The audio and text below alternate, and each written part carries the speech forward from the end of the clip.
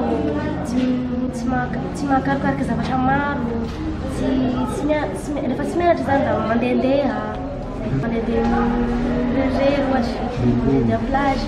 Na rehetra fa misy mijery dia tapa-kevitry hitranga club jersey satria mitazonako rehefa be zany anao journaliste na mpanao gazety. Zavatra tianana zany mba hanentana ny ray aman-dreny, ny tanora namako mba hanatsara ny tontolo iainana zany, mba hanadio tanàna ohatra mba tsy hanapatapaky hazo fa mba hamboly karakara soa. Anisan'ny simba ny tontolo iainantsika namako satria misy ny mpandoko tanety, da izy tanetika amin'izay ohatra hoe simba ny ala, da iny amin'izay miteraky fiovavan-toetrandro da lasa simba ny tontolo iainantsika.